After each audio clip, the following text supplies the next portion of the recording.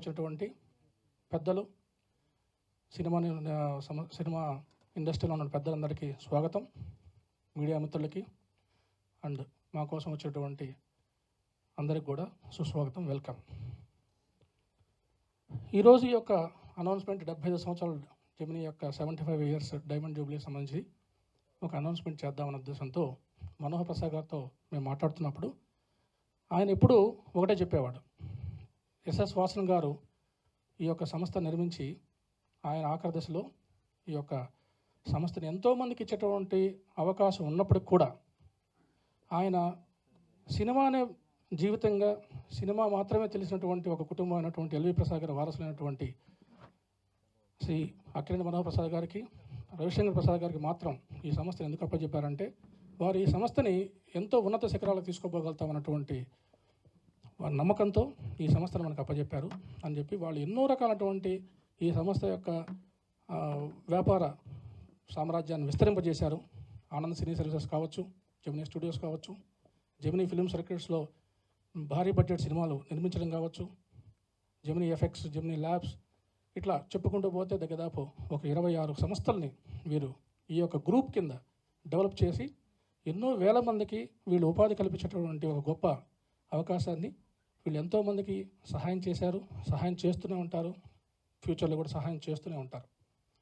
ముఖ్యంగా ఈ యొక్క ప్రోగ్రాంను ముందు మనం ప్రారంభించే ముందు స్వర్గీయ నందమూరి తారక రామ గారిని, అక్కినేని నాగేశ్వరరావు గారు కానీ, రామానాయుడు గారు కానివ్వండి, అల్లు రామలింగ గారు, ఎస్వి రంగారావు గారు, ఎందరో మహానుభావుల్ని స్మరించుకుంటూ, అలాగే శ్రీ రామోజీరావు గారిని, సూపర్ స్టార్ కృష్ణ గారిని, మెగాస్టార్ చిరంజీవి గారిని, కింగ్ నాగార్జున గారిని, మోహన్ బాబు గారిని, ఇలా ఎంతోమందిని స్ఫూర్తిదాయకంగా తీసుకుని వాళ్ళ ఆశీర్వాదాలు కొడుకుంటూ ఈ యొక్క ప్రోగ్రామ్ని స్టార్ట్ చేద్దాం అన్నది సాంప్రదాయం. ఇక్కడ ఆనంద్ సినీ సర్వీసెస్ సంబంధించినటువంటి ఒక ముఖ్యమైనటువంటి ఒక ఘట్టంలో ఆయన మనోహర్ ప్రసాద్ గారు ఎప్పుడు చెప్తూ ఉండేవాళ్ళు. సూపర్ స్టార్ కృష్ణ గారు ఒక ఇష్యూలో మనకు చాలా చాలా దగ్గరగా ఉండి, ఆనంద్ బాబు గారు అంటే ఎల్వి ప్రసాద్ గారు పెద్దబ్బాయి, వాళ్ళ పిల్లలకి మనం ఈ సహాయం చేయాలని చెప్పి ఒక సందర్భంలో, అంటే ఎవరికి ఆయన సహాయం చేసింది కూడా ఇంతవరకు ఎవరికి తెలియదు, అలా ఆయన చెప్తూ ఉంటారు. కాబట్టి ఈ సభాముఖంగా వారికి ప్రత్యేక ధన్యవాదాలు తెలపమని వారు చెప్పారు. So thank you so much అండి కృష్ణ గారు, మా సంస్థ తరఫున మీకు ధన్యవాదాలు తెలియజేసుకుంటున్నాను. కమింగ్ టు ఇంకా ఫైనల్గా మా ప్రోగ్రాం గురించి, ఈరోజు ఈ 75 ఇయర్స్ ఈ ప్రోగ్రాము ఏం చేస్తున్నాము, ఎప్పుడు ప్రత్యేకంగా మనోహర్ ప్రసాద్ గారు ఒక ప్రొడ్యూసర్గా ఈ సినిమా నిర్మాతల్లో ఆయన ఒక భారీ సినిమాలు చేసినటువంటి పెద్ద ప్రొడ్యూసర్గా, ఆయనకి ప్రొడ్యూసర్ యొక్క కష్టాలు, ప్రొడ్యూసర్కి ఉన్నటువంటి బాధలు అన్నీ తెలిసిన వ్యక్తి. ఎప్పుడు ఆయన మాట్లాడేటువంటి మాటల్లో సినిమా తెర మీద ఉన్నటువంటి నటీనటులు ఆ యొక్క సినిమాని బ్రహ్మాండంగా దాన్ని తీసుకొచ్చేటువంటి ప్రయత్నం చేస్తే, తెర వెనుక ఎంతోమంది టెక్నీషియన్స్ వాళ్ళని తెర మీద అందంగా చూపించేటటువంటి ప్రయత్నం చేస్తున్నటువంటి ఇద్దరిని సమపాళల్లో భుజం మీద మోస్తూ నిలుచుకున్నటువంటి వాడు ఏకైక వ్యక్తి ప్రొడ్యూసర్ అండి. ఈ ప్రొడ్యూసర్ బాగున్నంత వరకు ఎప్పుడు కూడా సినిమా ఇండస్ట్రీ 10 కాలాల పాటు చల్లగా ఉంటుంది, ఎంతోమందికి ఇది అన్నం పెడుతుంది అన్నటువంటి ఒక సిద్ధాంతాన్ని నమ్మి ఆయన ఇండస్ట్రీలో ఉన్నటువంటి చిన్న నిర్మాతలను కానీ పెద్ద నిర్మాతలు కానీ ప్రతి ఒక్కరికి కూడా ఆయన సహాయం చేయడమే, ఆయన వంతు సహాయం, ఆయన చేతనైనట్టు సహాయం చేయడమే ఈ యొక్క సంస్థకి ఒక పాలసీగా పెట్టుకున్నటువంటి ఒక కుటుంబం ఇది. దీంట్లో వీళ్ళు నిర్మించినటువంటి జెమినీ టీవీ, సబ్సిక్వెంట్గా ఇది సన్ నెట్వర్క్లో మెర్జ్ అయ్యాము. జెమినీ టీవీ స్టార్ట్ చేసినప్పుడు ఒక శాటిలైట్ బిజినెస్ అన్నటువంటి ఒక అప్పట్లో ఒక బ్రహ్మాండటువంటి ఒక న్యూ కాన్సెప్ట్తో వచ్చినటువంటి వాళ్ళు శాటిలైట్ బిజినెస్ కొంటున్నారు, శాటిలైట్లో సినిమాలు రిలీజ్ చేస్తున్నారు అన్నటువంటిది వచ్చిన రోజున ఇండస్ట్రీలో చిన్న నిర్మాతలు ఆయన సహాయం పొందినటువంటి వాళ్ళు, చిన్న నిర్మాతలు కొన్ని వందల మందికి ఆయన సహాయం చేసి అసలు శాటిలైట్ అన్నటువంటి దాని నుంచి ఎంతోమంది నిర్మాతలు బాగుపడేటువంటి ఒక అద్భుతమైనటువంటి సహాయ కార్యక్రమాలు, సహాయం అందించినటువంటి ఏకైక వ్యక్తి ఈ యొక్క మనోహర్ ప్రసాద్ గారి కుటుంబం. ఇట్లా ఈరోజు ఆ కుటుంబం ఏమని ఆలోచిస్తుందంటే, ఈ 75 ఇయర్స్లో మనము ప్రత్యేకంగా ఏం చేయగలుగుతాం, నిర్మాతలకు ఏం చేయగలుగుతాం అన్నటువంటి ఒక ఆలోచనతో ఈ యొక్క మ్యూజిక్ ఇండస్ట్రీలో ఎంటర్ అవుదామండి. ఎందుకంటే మ్యూజిక్ ఇండస్ట్రీ అనేది బౌండరీస్ లేనటువంటి ఒక ఇండస్ట్రీ. సినిమా ఇండస్ట్రీ నుంచి కూడా మ్యూజిక్ ఇండస్ట్రీ వచ్చేటప్పటికే అనేక రకాలైనటువంటి సినిమాలు ఈరోజు ఆడియో రైట్స్ ఎన్నో కంపెనీలకు అమ్ముతూ ఉన్నారు. ఇటు ముఖ్యంగా ఈ యొక్క ఇండస్ట్రీలో, మ్యూజిక్ ఇండస్ట్రీ పర్టికులర్గా ఆడియో ఇండస్ట్రీలో ఈరోజు ప్రపంచం మొత్తంలో ఆ డిజిటల్ వరల్డ్ మీద, డిజిటల్ ప్లాట్ఫామ్ మీద ఈరోజు అత్యంత అంటే కొన్ని వందల కోట్లలో డబ్బులు సంపాదిస్తున్నటువంటి ఏకైక కంపెనీ మన ఇండియన్ కంపెనీ. అది నిజంగా మనకు అందరికీ గర్వకారణం. కానీ ఆ యొక్క కంపెనీకి ఇచ్చినటువంటి ఆడియో రైట్స్ ఇచ్చినటువంటి నిర్మాతలు కావచ్చు, మ్యూజిక్ డైరెక్టర్స్ కావచ్చు, లిరిక్ రైటర్స్ కావచ్చు, వీళ్ళందరూ కూడా ఈరోజు అంతే రకంగా ఆర్థికంగా లబ్ధి పొందుతున్నారా అంటే నో. సో ఈరోజు మనోహర్ ప్రసాద్ గారి యొక్క నుంచి ఆలోచన వచ్చినటువంటి కొత్త ఆలోచన ఏంటంటే, ఇలా వచ్చినటువంటి మ్యూజిక్ సంబంధించినటువంటి ఆడియో రైట్ కంపెనీని ఒకటి స్టార్ట్ చేయాలని ఎందుకు వచ్చిందంటే, ఏదైనా సరే కష్టపడి తీసినటువంటి ప్యాషనేట్తో తీసినటువంటి ప్రొడ్యూసర్స్ ఆడియో రైట్స్ అమ్ముకోవడానికి తెలియకుండా ఏదో రకంగా ఇచ్చేసాము, ఆ తీసేసుకునేసి వదిలేసుకున్నాము అన్నటువంటి ఒక భావనలో నష్టపోతున్నారు. కాబట్టి వాళ్ళకి ఒక రెవెన్యూ సోర్స్ని మళ్ళా అదే ప్రకారంగా వాళ్ళకి రెవెన్యూ సోర్స్ని ఎప్పటికీ ఉండేటట్టుగా చేయాలన్నటువంటి ఒక ఆలోచనతో ఆయన ఈ ఆడియో కంపెనీ స్టార్ట్ చేయడం జరిగింది. దీంట్లో మాకు జెమినీ రికార్డ్స్ అన్నటువంటి పేరుతో ఒక ఆడియో కంపెనీని ఇప్పుడు ఆ లేబుల్ పేరుతో జెమినీ ఎఫెక్ట్స్ కంపెనీ పేరుతోనే జెమినీ రికార్డ్స్ అనే లేబుల్ పేరుతో మనం ఇప్పుడు స్టార్ట్ చేస్తున్నటువంటి ఈ యొక్క ప్రయత్నం, కొత్త ప్లాట్ఫాము ఏం చేయబోతుందంటే, ప్రతి ఒక్క నిర్మాత ఇచ్చేటటువంటి ఆడియో రైట్స్ని మొత్తం బ్రహ్మాండంగా మన బ్యాక్ ఆఫీస్ కింద మొత్తము డిజిటల్ మీడియాలో వైరల్ చేసేదానికి కావచ్చు, మార్కెటింగ్ చేసేదానికి కావచ్చు, సౌత్ ఇండియాలోను ప్లస్ నార్త్ ఇండియాలో కూడా ఒక పెద్ద టీంని బ్యాక్ ఆఫీస్ కింద పెట్టుకొని తీసుకున్నటువంటి ప్రతి ఒక్క ఆడియోని ప్రమోషనల్ని మేమే సొంతంగా చేసుకుంటూ, దాన్ని కూడా ఏదో సినిమా ప్రమోషన్ చేసి వాళ్ళు ఒక 5 రోజులు 6 రోజులు చేసి వదిలిపెట్టినట్టు కాకుండా కంటిన్యూస్గా మా యొక్క ప్లాట్ఫామ్స్ మీద ఎప్పుడూ వాళ్ళని ప్రమోట్ చేస్తూ తద్వారా వచ్చేటటువంటి రెవెన్యూస్లో వాళ్ళకి భాగస్వామ్యం చేస్తూ వాళ్ళు కూడా మాతో పాటు ఎదిగేదానికి, ఆర్థికంగా ఎదిగేదానికి సహాయం చేసేదాన్ని ప్రధానమైనటువంటి ఈ కాన్సెప్ట్ని ఈరోజు మనం లాంచ్ చేసుకుంటున్నాం. Number 1.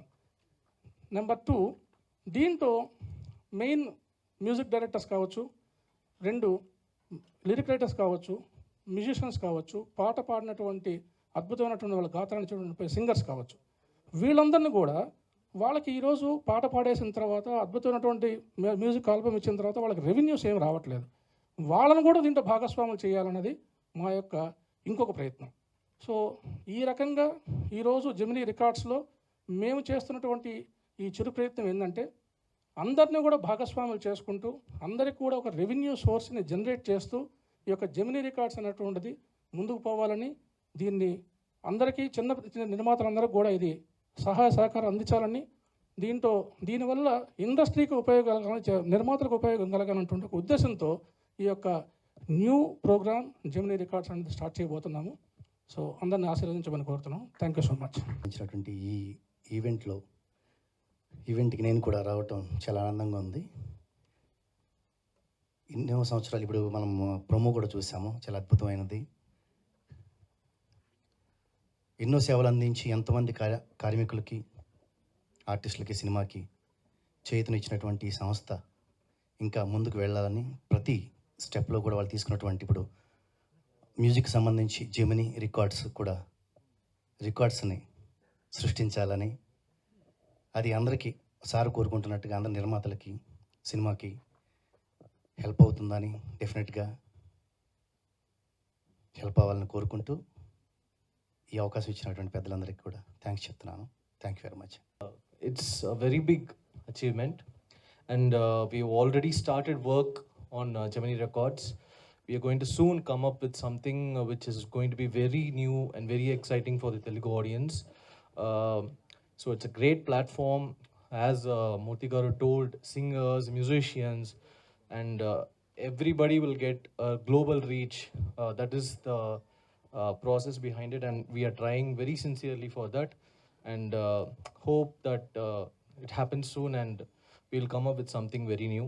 Thank you, sir. All the best for Gemini Records, and I'm grateful to be a part of it as a creative member of it. So thanks a lot, sir. Thank you. దాకా play చేసిన ఏవి చూస్తుంటే ఒక time మెషిన్లోకి వెళ్ళిన అనుభూతి కలిగింది. So గతం, వర్తమానం, భవిష్యత్తు అన్నీ కూడా అనుసంధానించినటువంటి ఒక అద్భుతమైనటువంటి ఒక సృజనాత్మకమైనటువంటి కార్యక్రమం చూస్తున్నటువంటి ఒక ఫీల్ కలిగింది. సో వాసన గారు ప్రారంభించినటువంటి ఈ జెమినీ సంస్థ చాలా అద్భుతమైనటువంటి చేతుల ద్వారా ఇంకా భవిష్యత్తులోకి ప్రయాణించడం అనేది చాలా అద్భుతమైన విషయం కలిగింది. ఈ స్టేజ్ మీద ఉండటమే ఒక అద్భుతంలాగా అనిపిస్తూ ఉంది. మాటలు తడబడుతూ ఉన్నాయి.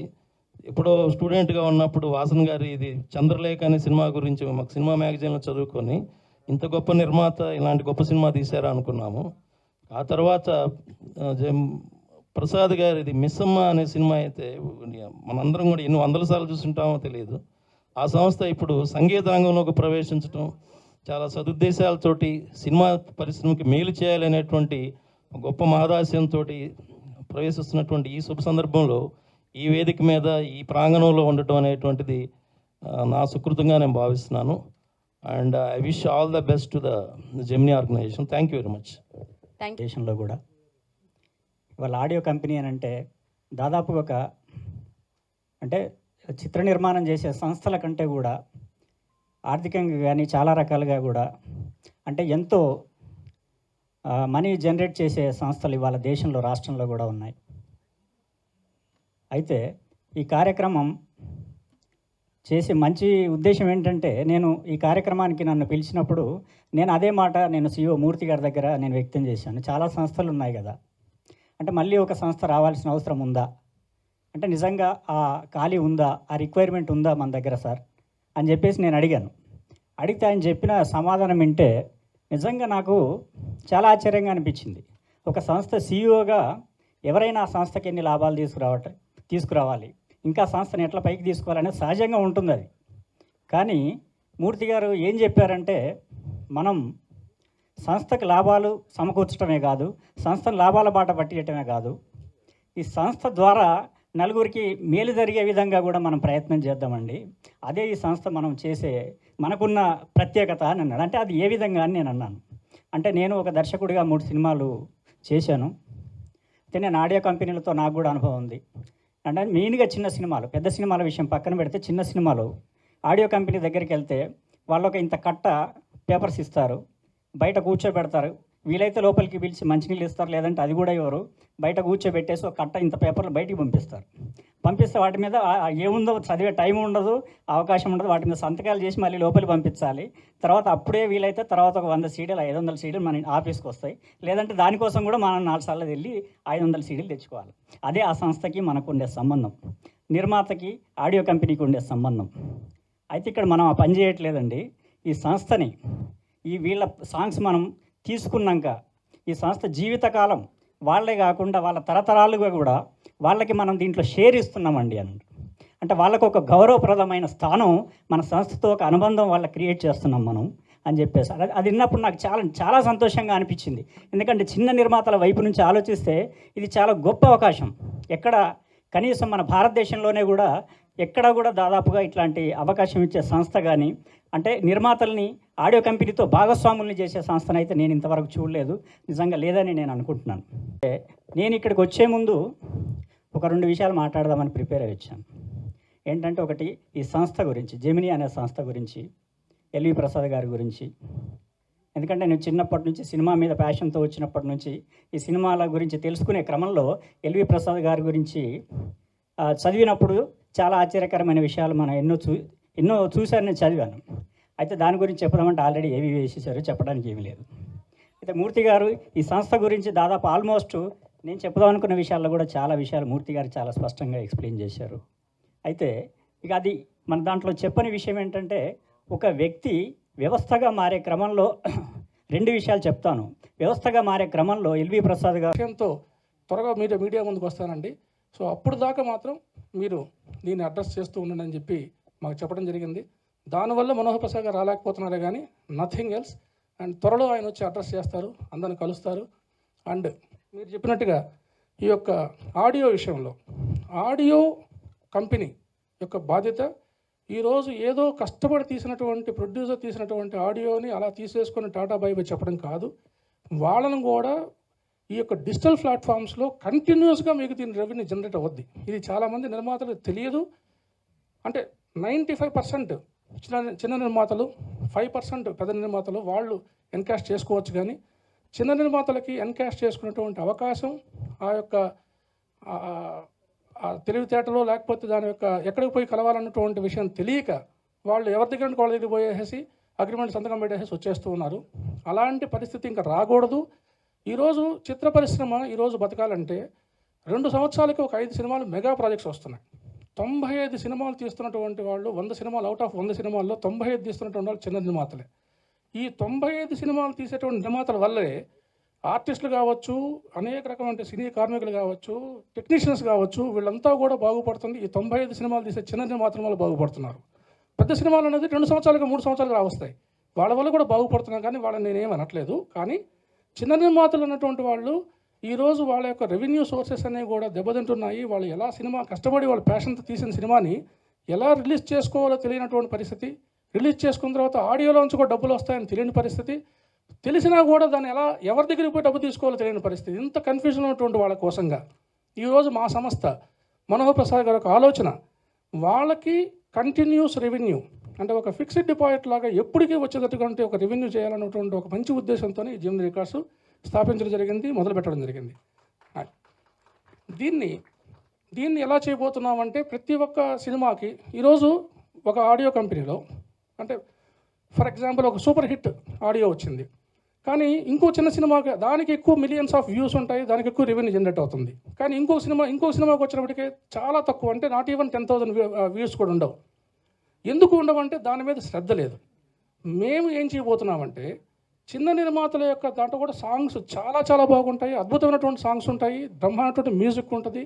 నిజంగా కూడా చాలా లిరిక్ రైటర్స్ కూడా ఎంతో భావాన్ని వాళ్ళు దాంట్లో చూపిస్తారు కూడా, అంటే పలికిస్తారు దాన్ని. అట్లాంటి సాంగ్స్ను కూడా మేము ఈరోజు లిరిక్ వీడియోస్ చేసి డిజిటల్ మార్కెటింగ్ టీం, మా ఇన్హౌస్ సొంత టీంలో ఏదైతే మేము పెట్టుకున్నామో బ్యాక్ ఆఫీస్ కింద, వాళ్ళతో దాన్ని వైరల్ చేస్తూ జనాలకు ఎక్కువ రీచ్లో తీసుకుపోయి ప్రతి ఒక్కరికి ఈ సినిమా ఉంది, ఈ సినిమాలో ఈ పాటలు బాగున్నాయి, ఈ సినిమాలో ఈ మ్యూజిక్ బాగుంది, ఇంత గొప్పగా పాడినటువంటి సింగర్స్ ఇంత బాగా పాడారన్నటువంటి దాన్ని చెప్పడం మా ప్రధానమైన ఉద్దేశం. దాని ద్వారా వాళ్ళకి రెవెన్యూ జనరేట్ చేయడం మా ప్రధాన ఉద్దేశం. ఇది చేసేదానికోసంగా ముందు బ్యాక్ ఆఫీస్ తీసుకున్నాము. అండ్ కమింగ్ టు శక్తి కార్తిక్ గారితో కూడా మేము కంటిన్యూస్గా సినిమా ఆడియోస్ తీసి చేస్తూ కూడా మళ్ళీ ఇంకా కూడా ఎక్కువగా ఏం చేయగలుగుతాం మ్యూజిక్ సంబంధించినటువంటి దానికి అని చెప్పి ఆలోచించి శక్తి కార్తిక్ గారితో మంచి బ్రహ్మాండటువంటి టాలెంటెడ్ పర్సన్ అటువంటి ఆయనతో మ్యూజిక్ ఆల్బమ్ ఒకటి స్టార్ట్ చేశాం. ఇది అతి త్వరలో ఒక 2 months లోపల లాంచ్ చేయబోతున్నాము ఇంకొక ప్రోగ్రాంలో. సో ఇలా కంటిన్యూస్గా ఈ యొక్క దీంట్లో ఉండేదానికి మేము చేసే ప్రతి ప్రయత్నాన్ని ఆశీర్వదించమని కోరుకుంటున్నాం. Thank you. అంటే ఎంతో మహత్తరమైన సంస్థ, ఎన్నో అప్రూపమైన చిత్రాలు నిర్మించి ఎంతోమంది సినీ కార్మికులకు పోషణ అందించిన సంస్థ. ఎంతోమంది ఈ సంస్థలో పనిచేసి చాలా పేరు తెచ్చుకున్నారు. అలాగే ఆడియో రికార్డ్స్లోకి అడుగుపెట్టడం అనేది చాలా శుభసూచకంగా ఒక గీత రచయితగా నాకు చాలా హ్యాపీగా ఉంది. ఇంకొక విషయం ఏంటంటే 75 years సెలబ్రేషన్స్. అలాగే నేను రాసిన 75 మూవీ నేను లేని నా ప్రేమ కథ, అది ఫస్ట్ టైం ఈ ఆడియో కంపెనీ ద్వారా రిలీజ్ అవటం నాకు చాలా హ్యాపీగా ఉంది. అలాగే మా టీం డైరెక్టర్ సురేష్ గారికి, మా హీరో కిట్టు గారికి అందరికీ థ్యాంక్స్ చెప్తూ, మూర్తి గారికి, ఈ జెమినీ సంస్థకి ఈ ఆడియో రంగంలో ఇంకా చాలా మంచి పేరు తెచ్చుకొని ఇంకా బాగా పైకి వచ్చి అందరికీ చేతుని ఇవ్వటానికి ముందుకు వచ్చటం అనేది చాలా మంచి అద్భుతమైన idea. All the best to Gemini సంస్థ. Thank you. నా సినిమా నేను లేని నా ప్రేమ కథ. నా సినిమా గురించి మాట్లాడిన సందర్భం ఇది కాదు కాబట్టి ఒక్క మాటలో చెప్తాను. ఎవరో ఒకరు ఎప్పుడో అప్పుడు నడవరా ముందుగా అటో ఇటో ఎటో వైపు. ఇది సిరివెన్నెల సీతారామ శాస్త్రి గారు అంకురం అనే సినిమాలో రాశారు. అలాగే మూర్తి గారు అటో ఇటో ఎటో వైపు అని ఒక చిన్న నిర్మాతలకి ఒక బ్రహ్మాండమైన పాత వేశారు. వారికి నేను చాలా థ్యాంక్స్ చెప్పుకుంటున్నాను. మీరు ఇచ్చే ధైర్యంతో చాలా చిన్న సినిమాలు మీ సంస్థలో కొలాబరేట్ అయ్యి వాళ్ళు మీకు సూపర్ ఆశీర్వాదాలు ఇస్తారని కోరుకుంటూ నాకు అవకాశం ఇచ్చిన జెమినీ సంస్థకి థ్యాంక్స్ చెప్పుకుంటున్నాను. Thank you. ఈ 75 years ఆఫ్ జెమినీ ఈ కార్యక్రమం చేపట్టింది అని మూర్తి గారు నాకు చెప్తే ఫస్ట్ ఆఫ్ ఆల్ నేను ఆశ్చర్యపోయా. ఎందుకనంటే ప్రేమరాజ్ అన్న గారు చెప్పారు కదా, ప్రొడ్యూసర్స్కి ఈ మ్యూజిక్ కంపెనీస్కి ఉన్న రిలేషన్. ఎందుకనంటే రికార్డ్ అయిన 5 నిమిషాల్లో వచ్చేస్తుంది పాట. అది ఏ రూపకంగా వస్తుందో మనకు అనవసరం, దాని గురించి మనం డీటెయిల్స్గా చర్చించుకుంటే టైం వేస్ట్. కానీ అలాంటి తరుణంలో కూడా నిర్మాతలని, లిరిక్ రైటర్స్ని, సింగర్స్ని కూడా ఇన్వాల్వ్ చేసి ఈ మన జెమినీ మ్యూజిక్ పెడతాం అనేది hats off to Gemini company. Really I should appreciate Gemini because of this. Manohar Prasad గారు నిజంగా ఈరోజు ఎవరి గురించి ఆలోచిస్తున్నారు చెప్పండి? పెద్ద నిర్మాతలు, పెద్ద స్టార్లతో తప్ప చిన్న నిర్మాతల గురించి జెమినీ ఫస్ట్ నుంచి శాటిలైట్ విషయంలో కానీ, అవుట్డోర్ విషయంలో కానీ, ల్యాబ్ విషయంలో కానీ ఎంతో కోఆపరేట్ చేసేది. నేను కూడా చిన్న నిర్మాతనే, కానీ మాకు తెలుసు how we enjoyed the services of Gemini, the legendary Gemini company. 75 ఏళ్ళ సుదీర్ఘ ప్రయాణంతో ముందుకు నడుస్తూ విజయవంతంగా ముందుకు నడుస్తున్న జెమినీ సంస్థ ఫస్ట్ టైం ఆడియో రంగంలో కూడా అడుగు పెట్టబోతుంది.